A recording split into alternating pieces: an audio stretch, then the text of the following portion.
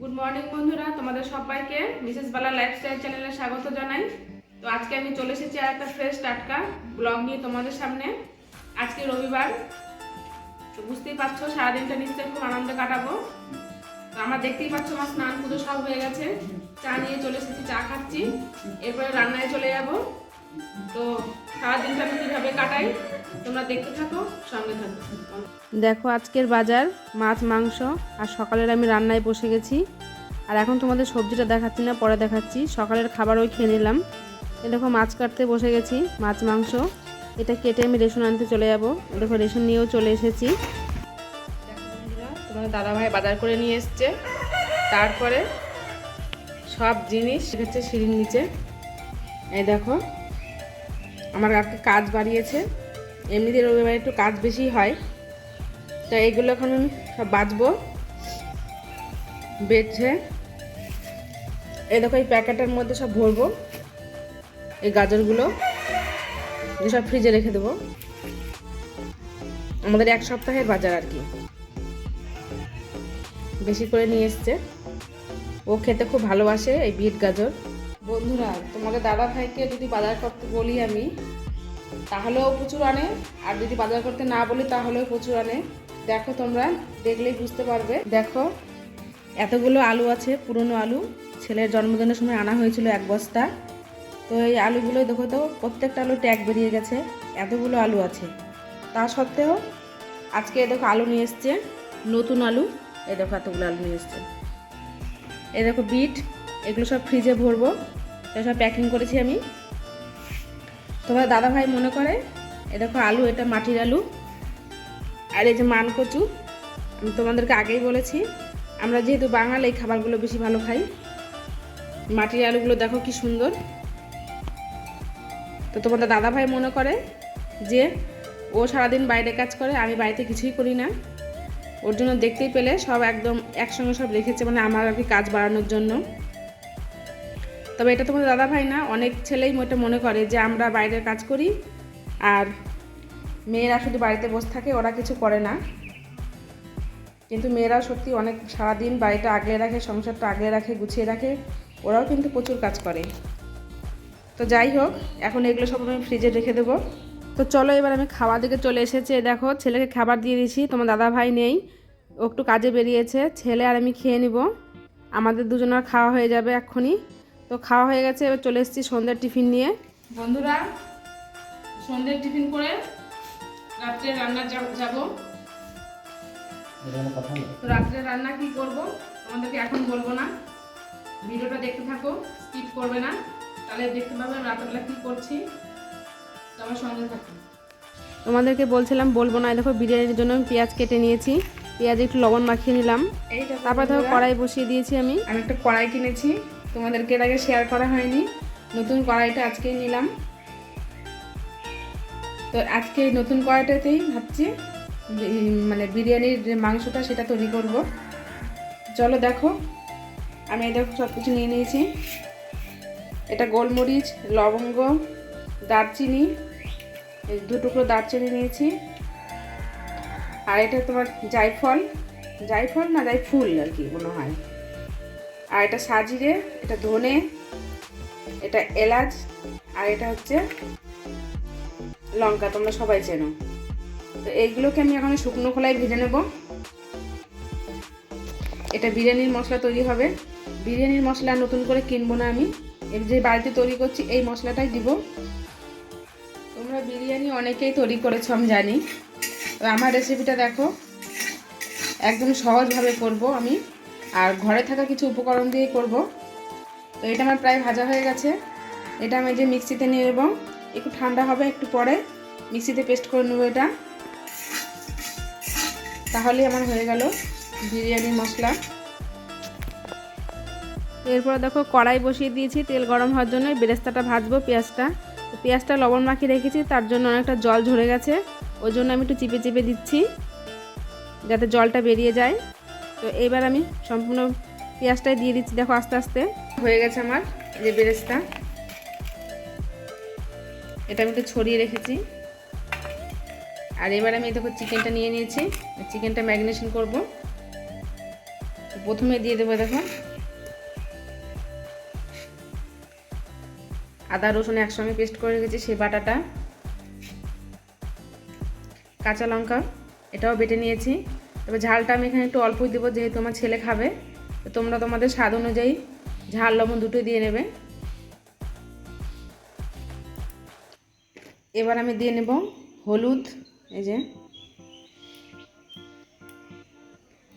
লবণ,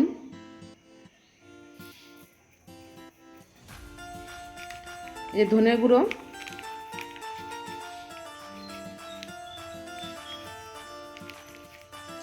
আর যে বেরেস্তাটা ভেজেছিলাম সেই তেলটা দিয়ে দেবো এর মধ্যে।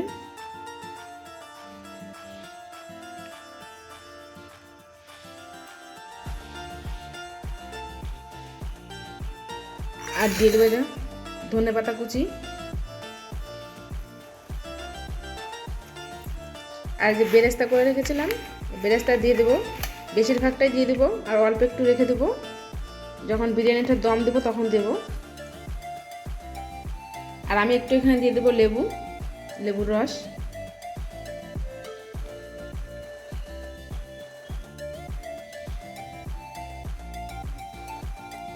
এবারে সব কিছু দিয়ে একটু ভালো করে একদম সুন্দর করে মাখতে হবে, কারণ এই ম্যারিনেট করাটাই বেশি ইম্পর্টেন্ট। ওই জন্য আমি একটু সময় নিয়ে ভালো করে এটাকে মাখতে থাকবো। এটাকে মেখে প্রায় 1 ঘন্টা আমি রেস্টে রেখে দেবো।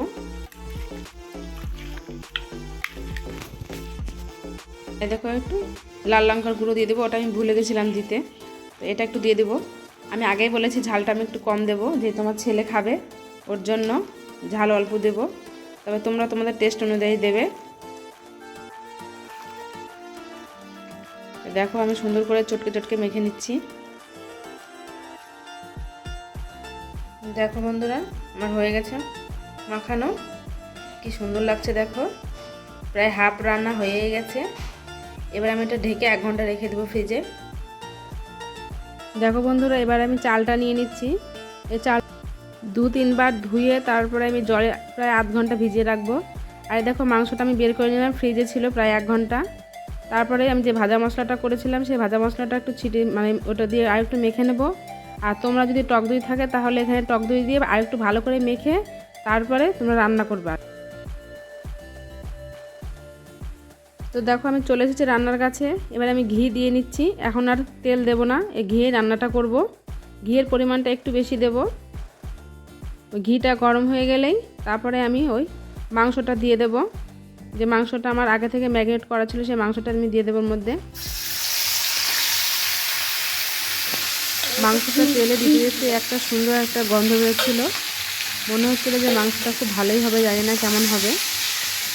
তবে তোমরা বাড়িতে একবার ট্রাই করো, খুব সহজভাবে এটা করা যায় আর কি। এক্সট্রা কিছু এর জন্য কিনতেও হয় না, খুব একটা খাটনিও নেই আর কি। আর দেখো চালটা আমার 1 ঘন্টা ভেজানো হয়ে গেছে। তারপরে এদিকে আমি উনুন ধরিয়ে দিয়েছি ভাতের জন্য, আর এই মাংসটা করছি গ্যাসে। এই দেখো নিয়ে নিয়েছি এটা ফুড কালার, আর এটা হচ্ছে কেওড়া জল, এটা কেওড়া জল, এটা গোলাপ জল, আর এটা আছে মিঠা আতর। তো এগুলোকে আমি সব কিছু একসঙ্গে মিশিয়ে নেব।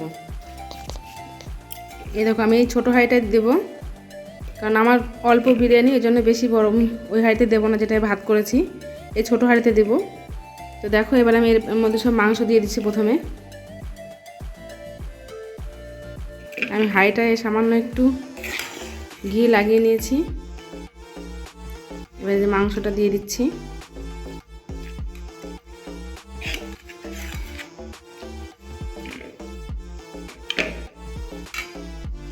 দেখো মাংসটা আমার দেওয়া হয়নি। এবার ভাতটা দিয়ে নিচ্ছি, দেখো ভাত দিয়ে দিলাম। ভাতটা দিয়ে চারিদিকে ছড়িয়ে দিতে হবে। ভাত দেওয়া হয়ে গেছে। এবার যে আমি বেরেস্তাটা রেখেছিলাম অল্প একটু, সেটা উপর থেকে ছড়িয়ে দেব। আর যে আমি ইয়েটা করেছিলাম গোলাপ জল, কেওড়া জল, মিঠা আতর দিয়ে, সেটা উপর থেকে ছড়িয়ে দিলাম। সামান্য একটু লবণ দিয়ে দেবো।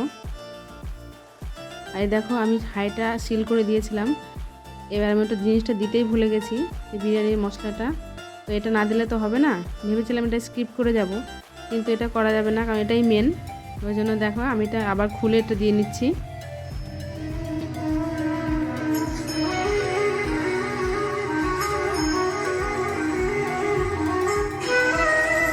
তারপরে এটা আবার লাগিয়ে দিলাম। দেখো সুন্দর করে আটকে দেবো। এরপরে আমি উনুনে রেখে দেবো 1 ঘন্টা দমে। দেখো বন্ধুরা, এখন রাত্রির 9টা বাজছে। কিভাবে কুয়াশা দেখো, ধোয়ার মতো শুধু আসছে আমাদের বাড়ির দিকে। মাঠ থেকে আসছে সব। জানি না সকালবেলা কেমন হবে। দেখো কুয়াশা, শুধু মনে হচ্ছে কে যেন আগুন দিয়েছে, সেই ধোঁয়াটা আসছে, এরকম লাগছে। এখন রাত 9টা বাজছে। এখন আমরা খাবো। তো চলো দেখি বিরিয়ানিটা কেমন হলো। প্রায় 1 ঘন্টা আমি রেখেছিলাম দমে। এই দেখো বন্ধুরা, 1 ঘন্টা রাখার পরে দেখো এইগুলো কেমন শুকনো শুকনো হয়ে গেছে। তখন তোমাদের হাঁড়িটা খুলে দেখাবো। খুলছে না, শক্ত হয়ে গেছে।